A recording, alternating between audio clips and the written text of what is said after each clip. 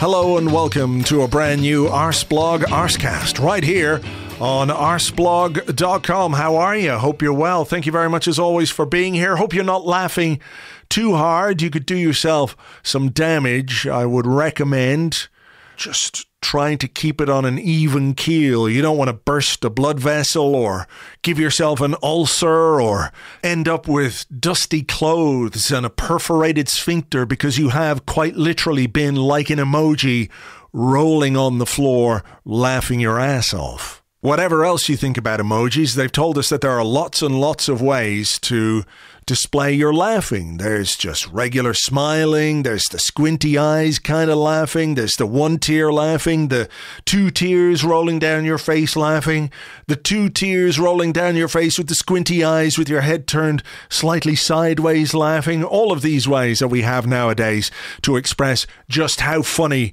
we find something, and if that something is the end of a football club which has caused us and the football world a lot of pain down the years, I think we might have to invent some new emojis about how to express just how funny it is.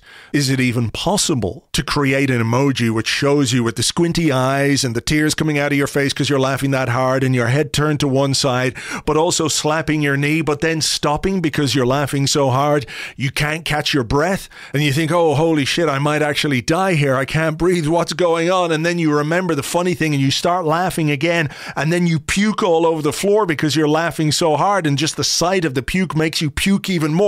And then you're laughing at the puke and you're laughing at the funny thing and you're slapping your sides and you're rolling around in the puke and the dust. And can you do that in one emoji? Not sure that you can. But someone out there should give it a try because I think it could be well used. Certainly by me. I'm sitting here covered in dust and puke and with tears dried on my face because of all the laughing. But I had no cartoon way to express that. Makes me feel a little bit sad, I guess. But then I remember again and I start laughing. So it's all fine. Anyway, we are going to talk that, of course. Plenty more to discuss as well as we look ahead to what's going to be a very busy week for Arsenal. 3 big games coming up. And we're going to talk about that and much more. So we're just going to get on with the show. And it's my pleasure to invite back to talk about Chelsea, to talk about Champions League, Arsenal and lots more. Clive Palmer. Hi, Clive. Hello. How you doing? I'm all right, thank you. We have to start. We are recording on Thursday afternoon, and we can't ignore the very sanctioned elephant in the room, which of course is what's happened with Roman Abramovich. He has been sanctioned by the UK government. There are implications of varying degrees for Chelsea. Depending on who you read, everything will be okay, or it's going to be terrible for them. They're going to end up in administration, docked points, perhaps sent to oblivion. Who knows? The truth is probably somewhere in the middle, but what do you make of it? Because it's taken them some time, hasn't it? They could have got here perhaps a little bit quicker. Yeah, probably the people that made the decisions have probably been watching the Sky and BBC News channels and thinking, crikey, this is getting serious in Ukraine and we need to do something. And they've finally done something, because giving Roman time to take his money away and go back to his yacht is not really going to look good for any government, So not before time. I got to be honest with you, I have sort of mixed feelings, Andrew, because me, you and many of the people listening have been through a lot of Chelsea pain over the last 15 to 20 years. Yes. And much of that has been funded by ill-gotten gains. And it really does almost put an asterisk around it all, in my opinion. I'm not sure that's too harsh, but those scars are deep, mate. Those scars are deep, and we've been laughed at, ridiculed, and because our position in the game has been usurped by Chelsea. Won European Cup twice. We're still waiting, mate, aren't we? Yeah. We're still waiting. And it does make you think massively about what does the Premier League really stand for? When are they going to have a proper fit and proper person's review in place? Because it does really make you question, what is this all about? We sort of know, but this is really brought into the limelight. Where do you stand on the idea, that I think you're right, what Chelsea have achieved over the last 19 years while Abramovich has been there I think it does come with an asterisk. I mean, at the end of the day, you've got to put 11 players out on the pitch, but when you can afford 22 of the best players in the world, 2 for every position, it makes your life a little bit easier. I know sympathy will be in short supply for Chelsea, the football club itself, and I certainly don't have any. And like you, I bear the scars of what's happened over the last, 20 years or so, and the way that they came to prominence from a position where, they weren't really gonna do what they've done, right? So it all does come with an asterisk for me, and certainly the Mourinho years were particularly painful and ones which I have zero sympathy for Chelsea, for their fans, for the football club or anything else like that. But at the end of the day, you don't choose your owner, right? So you must have mates who are Chelsea fans. How do you feel about it from that perspective? Because from an Arsenal point of view, we had our own dalliance with this. It could have been Ali Sharuzmanov, and we could be in exactly the same situation that Chelsea are in right now, where our owner, having won the battle against Stan Kroenke and funded success or not success, I don't know. But, I mean, maybe not success when you consider what's happening to Everton. But, we could be in a situation where the future of our football club completely out of our hands, even if we embraced the money that came our way or looked the other way, whatever it is. I mean, how culpable are the fans in all this? On the one hand, like I said, you can't choose the owners, but also if you lie down with dogs, chances are you might get fleas. I feel sorry for them a little bit, but when I remember when they won the Champions League in Munich and that night, and I was insanely jealous, I think to myself, I've got to be honest and say that the thought has passed my mind. I wish we could find our own Abramovich so we can enjoy those days. If you're really honest as a fan, most of us would say, can someone come along and just give us all the money in the world so we can have all the best times in the world and enjoy ourselves? And you wake up and you sober up and you say, you know what, the way we are, the club we are, the values by which we run, it's tough, it's painful, particularly Wenger's thousands game seems to pop to my mind. It's extremely painful, but there is a better way to do this. And there was a period, remember, Andrew, we were waiting for financial fair play to kick in and really put these lot in their place. It never really happened. And what's generally happened, that Chelsea have opened the door for a new model, a new way of working, that Man City have followed up to a degree, PSG have followed up to a degree, Newcastle are about to follow. There have been smaller versions of this within the Championship and lower down the league. It's opened up a model which the Premier League has thrived upon. Right? And Arsenal sat there, for various things have happened in our period, with management, ownership, and we sort of stabilised and drifted for a while, and now we're waking up. But I don't know, as I said earlier, I think, what does this mean for the Premier League? The Premier League needs to have a good look at itself. It really does. Before someone looks at it and takes their regulation away, I think it's very important. It's a very important juncture in the Premier League history, what it does now.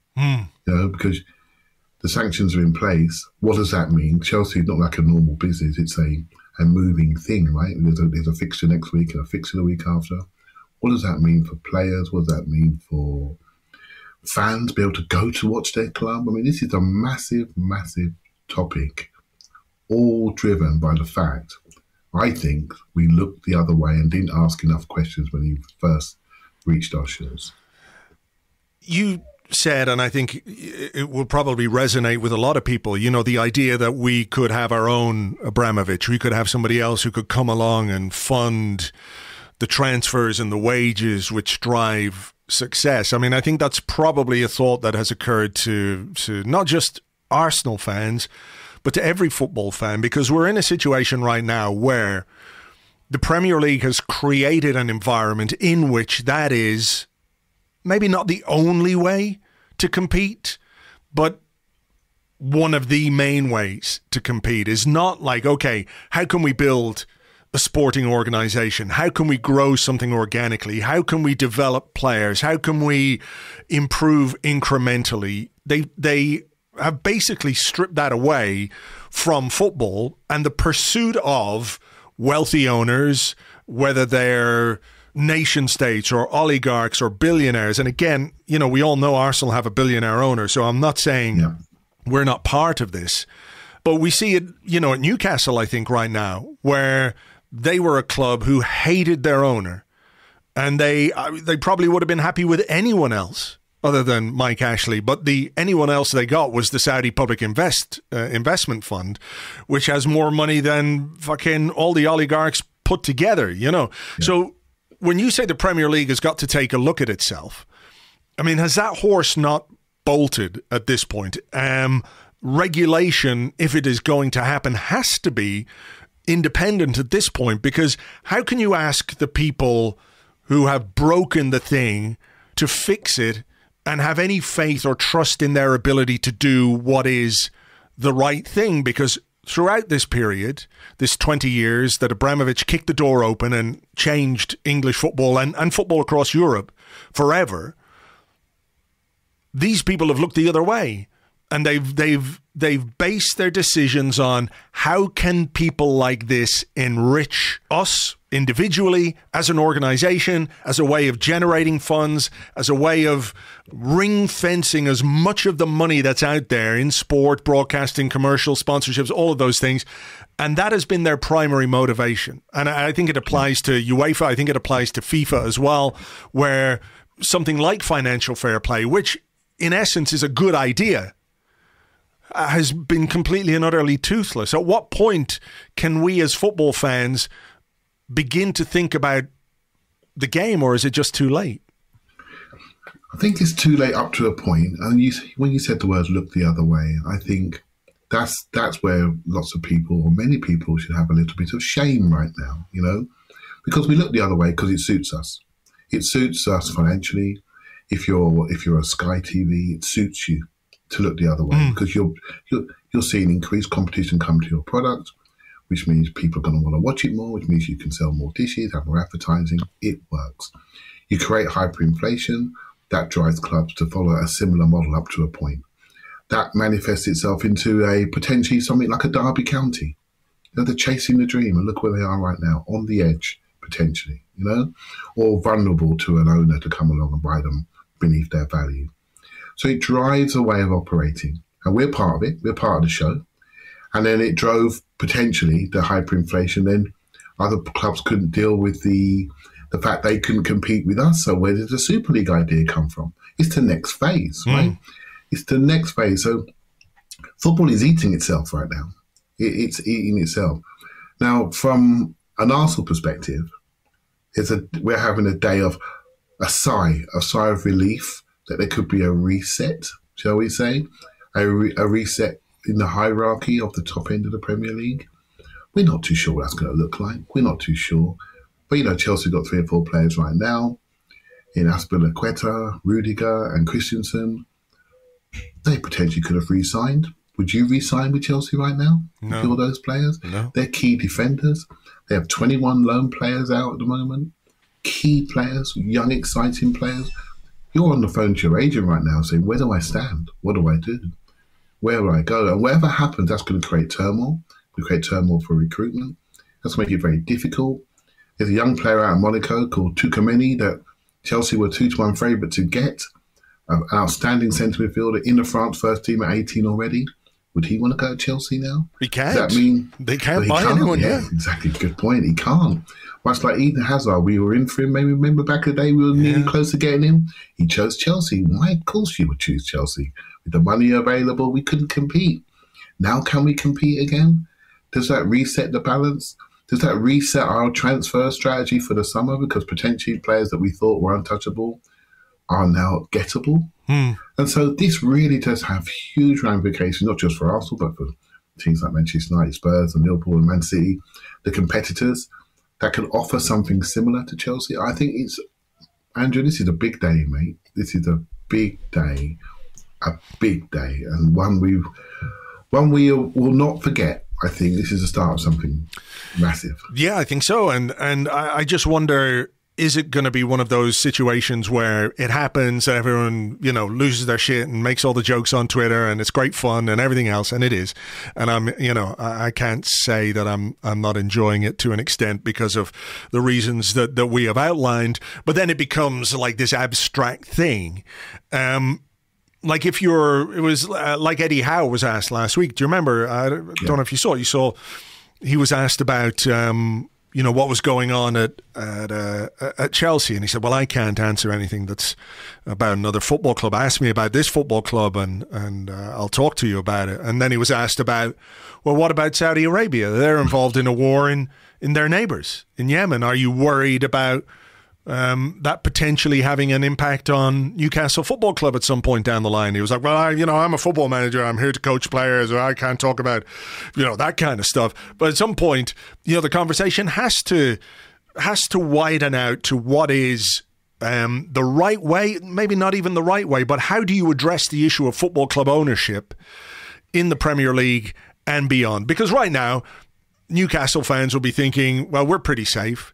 British government has got a very cozy relationship with Saudi Arabia, arms deals, all of those kind of things. They're not going to sanction those guys. But as we've seen, things can take an unexpected turn at some point, and maybe down the line, all of a sudden it's Newcastle's ownership that are being sanctioned. And then where do Newcastle stand? And, there is a bigger discussion to be had about football clubs and owners and what the responsibilities are of the authorities or the people who are running the game to safeguard it in a way, to look after it so that whatever you think about Chelsea, maybe you'll laugh your head off if Chelsea go into administration and go out of existence. Maybe you will. Maybe you'll be sad that a club like Chelsea has gone out of business. But whatever side of that you're on, surely there has to be some serious discussion about the ownership of football clubs and what the consequences of that ownership could be, whether it's now or down the line. I totally agree. You know what, Andy, as you were talking there, it made me realise, it made me think, actually, who are the game's spokesperson?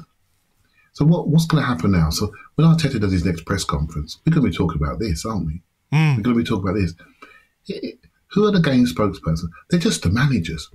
The head of the Premier League, is it Richard Masters, the head of the Premier League? I think that's his name. I'm not sure if it's his name. Have you ever heard his voice? No. I can't remember what he sounds like.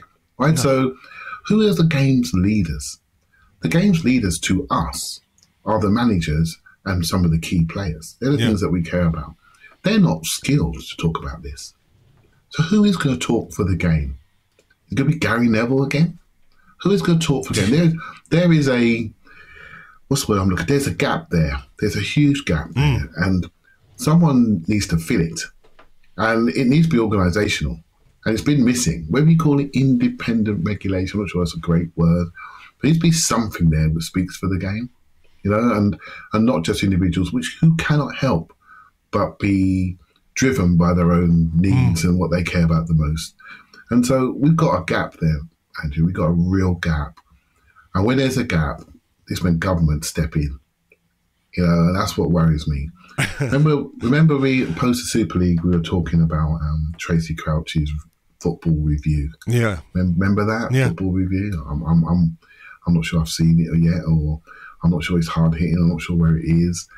But I didn't expect much. And if it lands, I don't expect anything. Right? So I just think there's a gap there that football could be arbitrage, it could be in trouble unless it gets hold of itself and creates an organisation which really does drive proper regulation to regulate itself. Otherwise, it's going to get regulated. Yeah, and I have to say, like, this iteration of the British government is not one that I would particularly be... I wouldn't hold out a great deal of hope on what they do being in the best interests of football, No. Yeah, it's a crazy one, isn't it? It really is. Yeah, let's not go there with the British government, right? Because, sure. It's just there's a number of people there that look very over-promoted to me. So that's a very diplomatic way of putting it, Clive. Let me say that. Well, look, we'll wait and see what happens with Chelsea and what the implications are going to be for them as a football club. what it might mean for the Premier League, what it might mean for us, of course. It hasn't been a particularly good week for clubs involved in a pretty heavy way with sports washing. I'm thinking of what happened at the Bernabeu on Wednesday night. PSG leading 2-0 on aggregate against Real Madrid and completely losing their heads. What Benzema did was fantastic. Luka Modric, there's a one that got away. I remember way back in the day, somebody, like, I've never held myself up as a transfer market ITK or anything like that, and I never will be.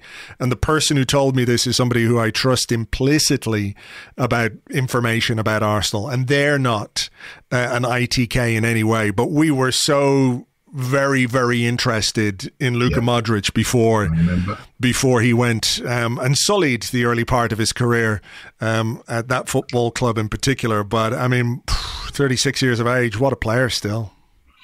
He looks good, and I remember that exact period of, I think we went for Eduardo at the same time. I think they were playing at the same club. I think they were close, and we were close to getting in. Maybe some people thought he was too small.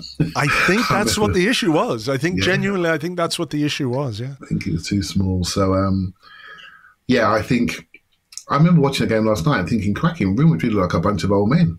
They're going to get killed here, and suddenly it just changed, and the history of the PSG just reappeared, right? So it's the history of the PSG. The history of the PSG just metamorphosized right in front of our eyes, and world-class defenders just started thrashing at the ball. Yeah, I mean, it was just incredible to watch, and then you go back to sometimes money can get you so far, right? But unless you have intelligence, organization, good people, understand how to mesh people together, not just create Galactico teams. Sure. Because during that period when Real Madrid were on top, PSG's front three were not on my TV screen. They were somewhere else. Mm-hmm. And PSG, were playing with 8 men, basically. A team is made up in many different ways. As we discover as Arsenal fans right now, we potentially have one, and we can see what it looks like. And we've also had a few years not seeing a team quite be on the same boat, shall we say. Yeah. And so we can spot these differences really easy.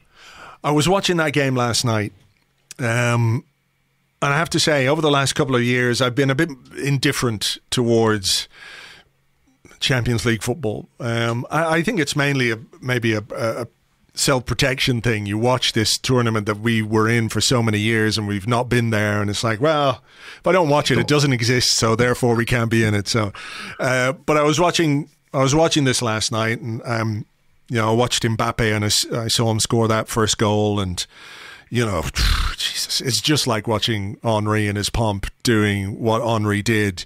I know a lot of people are like, goalkeeper should have done better with that, but just the precision and clinical nature of that finish, I don't think that's a goalkeeping mistake. I think he made the goalkeeper look a little bit lame there with just the most incredible piece of finishing, right?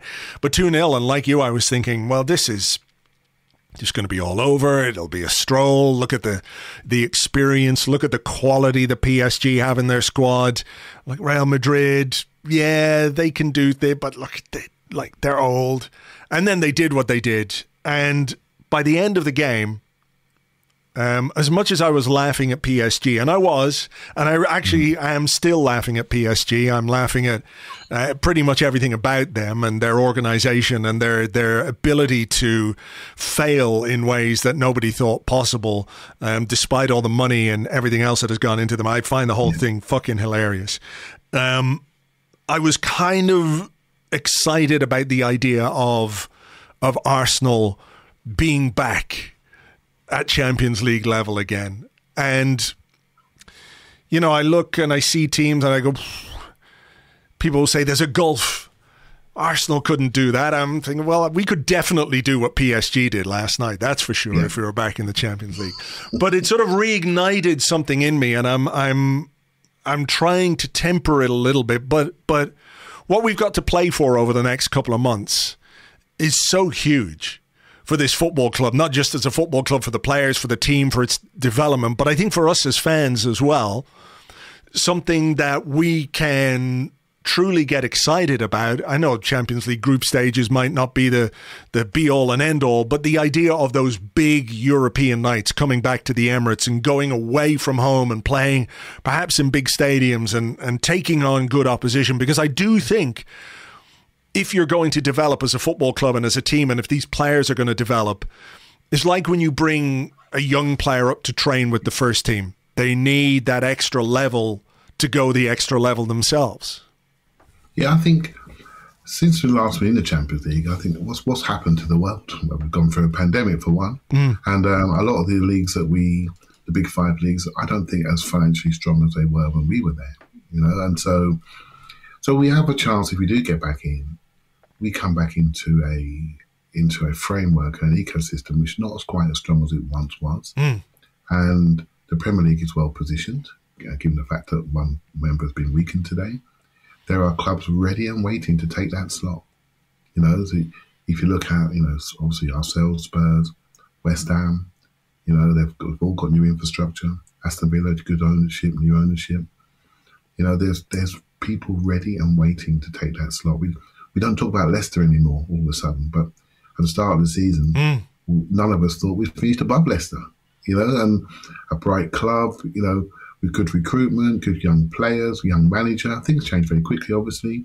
But the Premier League is strong, and the Spanish League is having a bit of a reset because they're having a financial reset in their world. But the Bundesliga, we all know that there's a pyramid, one team at the top, and everyone else feeds that team. And so, there is an opportunity if Arsenal were to get back into the Champions League to really, not say make a decent impact. I don't look at the level and say, I don't think we can compete. I think we can compete. I think most of the top 7 or 8 Premier League teams can compete at Champions League level. It's just that sustainability week on week and what it does to your squad. Right now, our squad is quite light. If we go to Champions League, we're going to have to lift the quality, lift the numbers slightly, so we can manage 3 games a week, 3 top quality games a week. Yeah, we're coming up to a week of 3 games in 6 days. And we all got a little bit of nervousness about that because you haven't done that for a while. Sunday to Saturday morning, and we're all like doing how many points we're going to get in our minds. It's a challenge, and it's a new challenge for us. We were accustomed to that challenge for many, many years. We've not been able to sustain multiple competitions with consistent performances, and that's why we finished 8th for 2 years on the trot. But that is the next challenge for us as a group. I think we could do it. Long as I think we're positioned to recruit. I think we have a culture and environment which can attract people. And so, I think the club needs this, Andrew. In the next 12 to 14 months, we need this step for sure. No, I agree. It was interesting to hear Mikel Arteta talk about this summer, whatever happens between now and the end of the season, and wherever we end up, and obviously I hope we end up in the top 4. But he talked about this summer being more important than last summer when it comes to the progress in the development of the team, what we do in the transfer market, how you raise the level. Because I think he probably thought last summer, if we can do the kind of business that I want to do, it's stabilizing for the team in a way. Like the focus was primarily on defensive positions. Goalkeeper, 3 defenders, a developing number 6 midfield player, and Martin Odegaard is the only attacking player. But it feels quite different this time around. We know that there is a centre forward, at least one required. That's a discussion I think we can have maybe closer to the end of the season, because what we have we hold right now, and we've got to use what we've got to get the goals. But clearly it's a position that everybody's really interested in, and I'm fascinated to see what kind of player they go for, or what kind of players they go for in those attacking positions. But the next obvious one for me is central midfield, and I'm going to steal an idea here from Audi, who's on the Arseblog forum, who said this. He said, "This is the first time in a while that I felt we're really ready to upgrade on Xhaka, and it would take the team up a level." Now, I know that's going to drive some people mad, the idea that, like, you know, we couldn't improve on Xhaka, but I don't think that is the point that he's making. I think when we look back at the squads that we've had, the roster of central midfielders made Xhaka really quite important because we didn't have the quality there. We didn't have the depth or the experience or whatever it might be. So if you want to talk about some of the players that have been and gone in those positions, they're not missed, and Xhaka is still here. Yeah. He goes on to say, regardless of his shortcomings, he always seemed like a net positive to have in our starting lineup. But the formation change, if we stick to it, opens the door for a much more appropriate midfielder. I still see a space for him in the squad, but I think we're ready for something else. And he sort of throws out, let's say, a Tielemans as somebody who could play in that role that Jack is playing in right now. So that feels like an important part of the puzzle to me, because we know we need a striker, and we know nuts and bolts what a striker is going to bring us and what we're going to ask of that particular striker. But that midfield position is going to be really, really important as well. Yeah, I think it's really interesting what's happened to Arsenal fans over the last couple of months. It shows you that our style of play has become quite defined, because everyone can see now that the team has developed maybe a little bit past Granit Xhaka's primary skill sets, and we can all see it all of a sudden. There's no debate. Right? So Xhaka can do a great job there, but we know there's a level of improvement. There's a ceiling, and there's a level of improvement that could happen if we were to get the right player. And so how do we play? 4-1-4-1, 4-3-3, 4-4-2 diamond, however you feel it, 4-4-2 off the ball. It's just a matter of, in possession, that player is asked to do more in the exterior, more in the interior, and slightly higher up. And so the requirements have changed. They have changed. And there are players there, hybrid players that can play 6-8, that can drop into a double pivot with Thomas Partey, but also drive, connect, do 1-2s, a bit of agility in possession, arrive in the box, finish. I mean, there are players that have those skills. I'm sure you've gone through a few yourself in your mind that we could see at Arsenal. And today's a day when we become potentially a little bit more attractive for players we didn't think we were going to get, you know. So I've got a couple in my mind. If I mention them, I'm going to get killed in your comments. But, you know, there's a couple in my mind that really stand out. And one is Jude Bellingham, for example. Right, so whether he's ready to leave Dortmund this year or next summer, but you look at that player, you look at the project that we're building, and I think he's a great fit. You know, we mentioned Tuchel at Monaco. Like, I don't know him as an individual. From a football perspective, great fit. You know, Tielemans, he's a bit more of a right 8 for me, but nice player on the ball, a good fit. You know, there are so many players that are out there that can fit this role. It's going to be so interesting. Like you, Andrew, I'm so excited to see what we land on, because I think these are identity type players that say, okay, now I know exactly what we're trying to do. I can see what we've done. I can see that our build up from the back is significantly better. We've got a goalkeeper that can move it. We've got central defenders happy on the ball, happy higher up. We've got fullbacks can invert or go on the outside. We've got a centre midfield dynamo that's refound his form. We've got Martin Odegaard, the technical leader of the team. We've got the best academy product we've ever produced, in my opinion, in Bukayo Saka, flying at the moment. Young Smith Rowe, young Martinelli. We can all see the next phase. We can all see it. It's not often Arsenal fans agree on many things, right? But we can all see what's next. And it's going to be so interesting to play a profile type that arrives, that then really says what we stand for going forward. Myself and James had a small discussion on this on Monday, because we were asked about Smith Rowe in that position that Jack is playing right now. And, you know, Martin Odegaard is doing it after 3 full seasons at senior level, 3 loans, and playing for Real Madrid as well, and everything else. And he is those few years older. I mean, do you see his skill set in that particular position? I mean, I look at him on the ball, I look at his movement, I look at his awareness, because I think that one of the things that we think about when we think about this particular position is, okay, what more can that player bring us from an attacking perspective? And I think that's fair, because Xhaka is you know, he is what he is. He's not got the quickest feet in the world, let's be fair. But there's other work that's required in that position. I know I'm saying this after he was caught out a little bit for the third Watford goal, or the second Watford goal the other day, where Sissoko ran off him a bit too easily. But that is part of the job as well, is to be able to drop into those positions when, let's say, Partey's ahead of the ball, it breaks down, whatever it might be. So there is a defensive element required to that position too. So on that basis, I mean, how do you see Smith Rowe's candidacy for replacing Xhaka in that position, or is it too soon in his career? Is he better served still in those wide areas? As we saw with Arsene Wenger many times, you know, he would play players out wide before he moved them central. Yeah, I swear on this one, Andrew, to be honest with you. I think I have a discussion with Elliot and we say straight away, Elliot looks at it similar to yourself, he could potentially do that job. And when you think about him on the ball, he could absolutely do that job. Yeah. Absolutely do that job. There's another side to the game off the ball.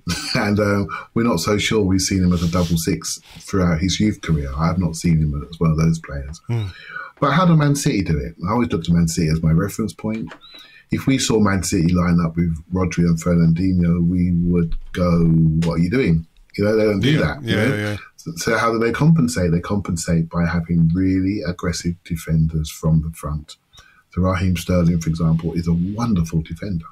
You know, they're all, you know, Bernardo Silva the same. They're all wired in exactly the same. We lose the ball, we massively press and we massively defend immediately. And what that allows, Andrew, it allows delaying time. It allows people to set themselves further back and you don't get transition through. And I think that is the key thing for us. So when we have a new centre forward, he'll be a good defender as well.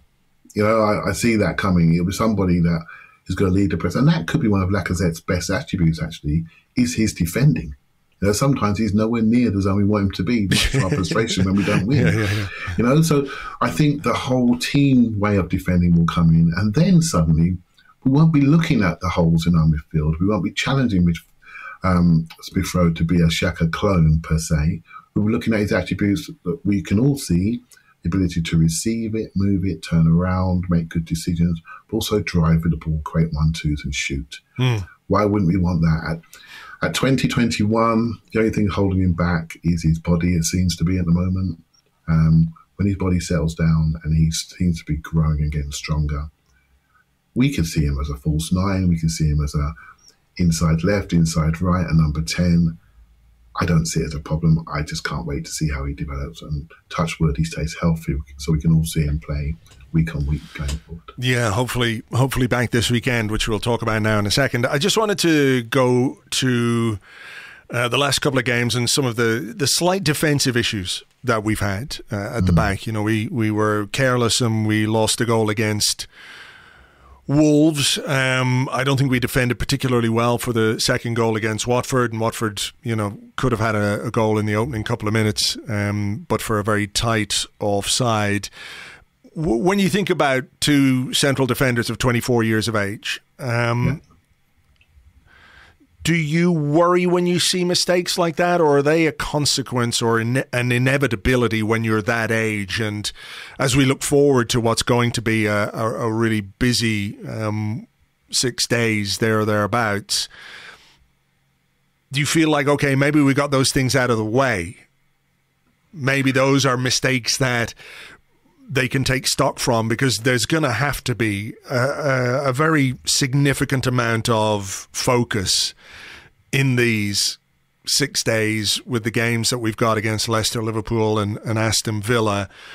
Mistakes are often a consequence of fatigue, lack of concentration more than ability. We know players who just aren't good enough, who can't defend, who fall over, who slide in, who go to ground, all those guys. We know those guys. I mean, their mistakes are because of their own ineptitude or whatever you want to call it. But a lot of the time, when you make a mistake, it's because you've just switched off for a second.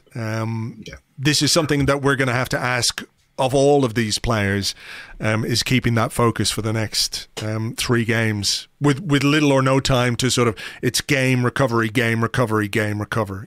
Yeah, exactly. I felt in the Watford game, I felt that we were so good offensively that we started to feel ourselves a little bit. You know what I mean by that? I think we knew we were better than them. We're stroking the ball around. We're flicking it around the corner. We're flowing forward. It's a sunny day. 3,000 Arsenal fans behind the goal. Let's go. Yeah. And it felt a bit like that. And we maybe disrespected the defensive side of the game, got a bit cocky and started playing diagonals where we could just play it forward, you know. And we got caught out, right? And by a team that can transition very well, their game plan was to definitely make sure they got the ball far away from their goal as possible, as quickly as possible. And Ben Foster kicked it away how many times during the game.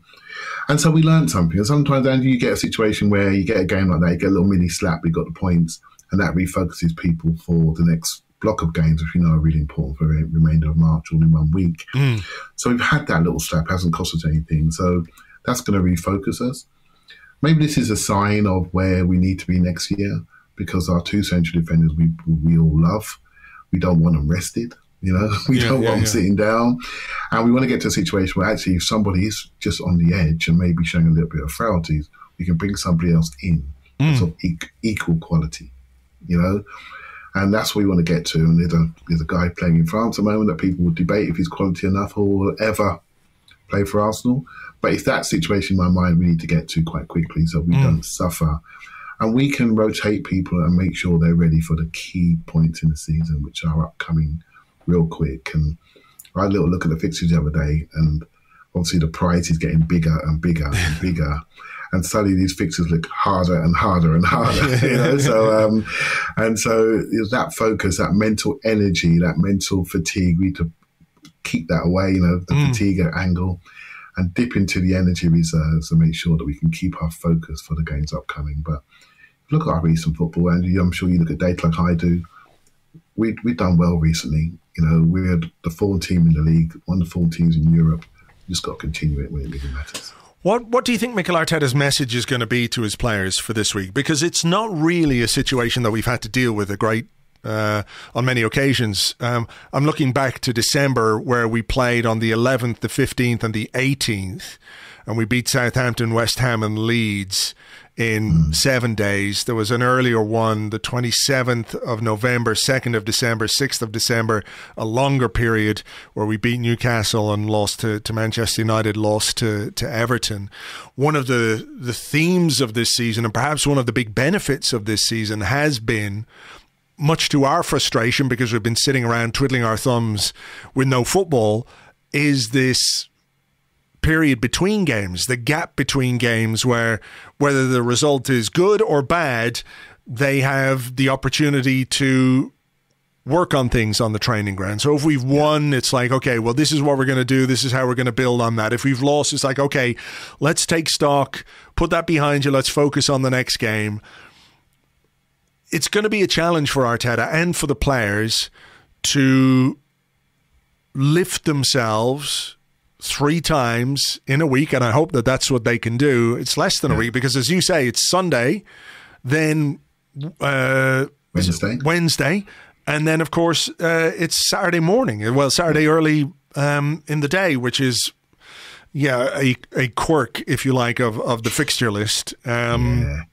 You know, but I mean, you can't really be challenged physically much more than that, physically and mentally. So how do you think he is going to approach this? I mean, do you see rotation, for example? I mean, how do you rotate when you're playing Liverpool? You want to play your best team when you're playing Liverpool, but you want to play Liverpool when you've come off the back of a good result against Leicester. And I know they've had a difficult time, but Leicester are, a decent team on their day. They've got some good players, as we know. So you're going to have to go full strength for Leicester, full strength for Liverpool. And then what? Just take stock for Villa? You can't take anything for granted against Villa either. You know, we know they've got players who can hurt us. So it's going to be a very interesting, an interesting few days for Arteta, not to mention the fact that this is not a deep squad anyway. It's not a deep, you look at the bench against Watford, it's like there's 2 players on there you'd bring on, as a choice. Well, one even. Pepe's probably the only one. And Nketiah for Lacazette when a game you think is won, that's fine. but there aren't game changers per se in any great depth on that bench either, you know? The good thing about these 3 games is the first 2 are at home. And the home atmosphere is pretty special at the moment. And I think we can give it everything in those first 2 games. And I don't see Mikel not trying to do Pep a favour against Liverpool. He's going to give you everything on that Wednesday. And so Leicester, the first one, and he seems to be in the mode of literally 1 training session at a time, 1 game at a time. And he's really, really adamant about that. All his messaging is very much about stages. I think and I feel, Andrew, that since we come back from Dubai, there's been a new focus in the team, and you can sense it. They all seem to know what the targets are, what the goals are, and they're focused on it absolutely 100%. And that's how I feel when I'm watching them. I just see a team that really wants to get to the next level, and there's opportunity there, and they want to seize it. I think another thing that's happened this season, I think maybe as fans we don't always appreciate it, is training time, time on the training pitch. And I can see an Arsenal team from maybe, say, Everton away to the team we're watching now. It's massively different. It's more cohesive. It's more aggressive. He's playing in different areas of the pitch. We're building in wide areas, but we're crushing the central zone. We are sprinting inside. We're arriving in the box. We're crashing the box. We're holding people in. The energy's gone up. That hasn't just happened. That's happened because we've had time to work on it as a unit together, and it's been transmitted onto the pitch. It's been believed in because the results are telling us this is the right way to play. Training time, seeing players develop is massively important. And you know, we watch it. Just take Bukayo Saka, for example. He's a good player, right? We know that. But what he's doing now is just next level. Right? And that's happened because he's had time to rest, potentially. He's been coached in a different way. He's much more aggressive. His positional rotation in the Watford game was better, picking the ball up in central areas and shooting early. I mean, we can all see his shooting improvement. Well, how do you think that happens? It happened because he's practiced it. Do you see what I mean? Yeah. And I think we need to really give the coaching staff credit for the individual coaching and the team coaching, because we're not done. We're watching something different to what we've seen even at the start of the season. It's continuously improving, mate. Yeah, just finally, I mean, on that, you talk about Bukayo Saka, but it strikes me that someone like Gabriel Martinelli as well is a huge beneficiary of this. And, you know, it wasn't too long ago that people were talking about how Mikel Arteta hated Gabriel Martinelli, how he didn't like him, he didn't fancy him, he didn't want to play him. When publicly, pretty much everything Arteta said about Martinelli was, we love him, he's great, but we've got to make sure that he's ready before we stick him in the team. And there were then the comparisons with the way Phil Foden, for example, was held back at Manchester City, where their fans were going, Jesus Christ, this fucking boy is brilliant. Get him in the team. We want to see him because he's fantastic. And like, the more he plays, the better he'll be. Surely that's the way it works. But I think perhaps what we're seeing is that there is a right time to bring a player through. There are ways to integrate them into a team. And look, his minutes perhaps are somewhat aligned with the absence of Pierre-Emerick Aubameyang. Yeah. There's an element of that to it, and maybe he's in what they might consider a little bit ahead of schedule. But as part of the development process for young talent, I think the manager is kind of justified with the way he's handled that situation, because not only is he getting more out of Martinelli, he's getting more out of Saka, and he's getting probably more out of Smith Rowe than anybody would have thought so far this season. Because, you know, when he took the 10, Arteta said, there's responsibility with this number. You've got to create, and you've got to score goals when you wear the number 10 at Arsenal, and Smith Rowe wanted it. But at the same time, how you train, how you coach, how you instruct those players plays a very big part in how well they're going to do. Yeah, if you think back to the days of not just Christmas before, when Smith Rowe and Martelli arrived in that Chelsea game, they had a responsibility then that was thrust upon them, not just to play well as young men, but to pick up a team that's gone through a really rough period. And they managed to do it. Smith Rowe for a little bit longer, Martelli broke down. And so I've always been worried, Andrew, that we overburden them and we expect too much. But every time I look at the TV screen, they're celebrating goals in the corner of the pitch, right? And it's like, there comes a point you got to say, well, actually, not only are they managing responsibility, they're leading us back to a level that we've become accustomed to up until 4 or 5 years ago. Yeah. You know? And so now I'm thinking, okay, the next phase is to support these guys to make sure we can sit them down on occasion, because none of us want to see Bukayo Saka arrested at the moment. And I worry about that. I generally do. I'd like to see a situation when we can do something, but he's just so good, right? So, but I want to make sure we protect young men's careers. We don't overplay them when they're young and they're growing and they're developing. And I think we have to just hopefully we can get to the next phase of our recruitment so we can underpin these guys. But yeah, we have to sit back with Marcelli. So far, so good, right? With Smith Rowe, so far, so good. But unfortunate, it's working really, really well. And so now we need to make sure we underpin him with the right recruitment. And I think, based on last summer, I think we're all quite excited. We might get it right again, you know. And that's the most exciting thing, really. The hope index has gone up, Andrew, isn't it? Yeah, going forward. That is for sure. And look, this season when you're only playing 38 Premier League games, and we played whatever amount of cup games we played, some EFL Cup games and one round of the FA Cup. The question of being burdened, I don't think is really at the forefront of our minds. But next season, let's keep everything crossed that we can get into the Champions League.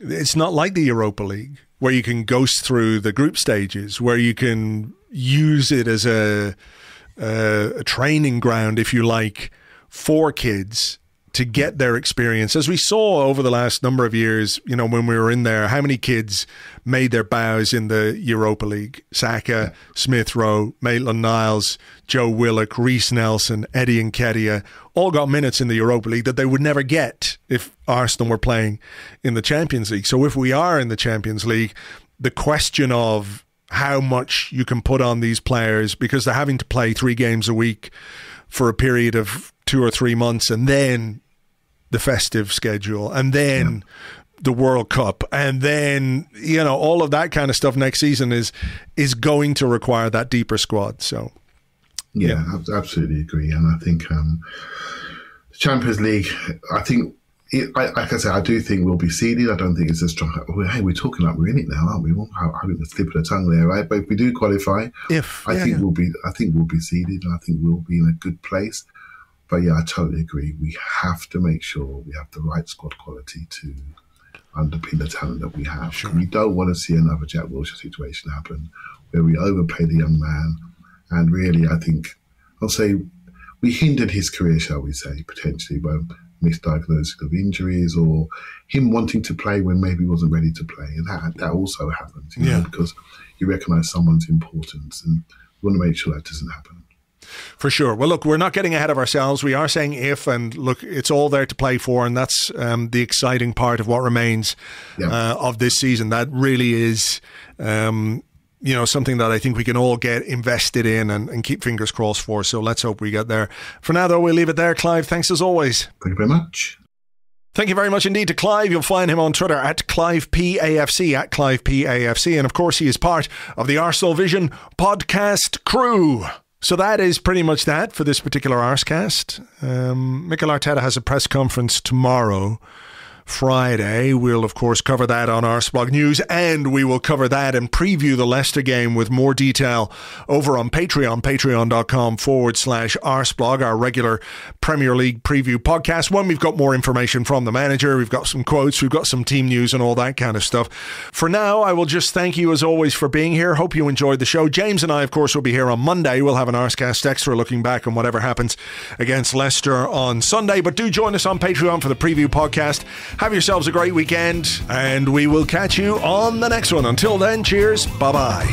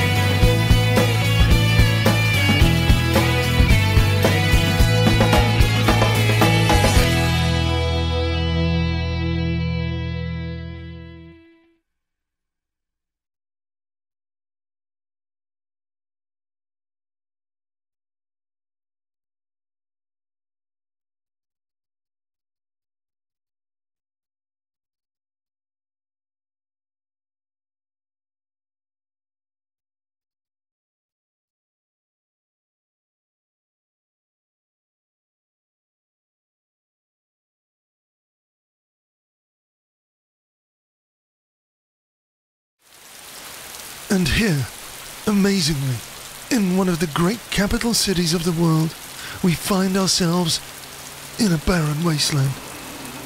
As life thrives everywhere else, here there is nothing. Where once stood a great cathedral to the sport of football, now there are merely weeds among the rubble. It is as if the earth itself has been salted. Nothing will ever grow here again. The only sign of life is a downtrodden man who, despite the street being completely clear, has parked in a space designated for disabled drivers. He sits forlorn in the rain, his sodden coffee cup in front of him, seeking coins from passers-by. Beside him, a barely legible homemade sign scrawled on a cardboard box, reading cartoon apes. Buy one, get 20 free. But there are no passers-by, and nobody wants cartoon apes.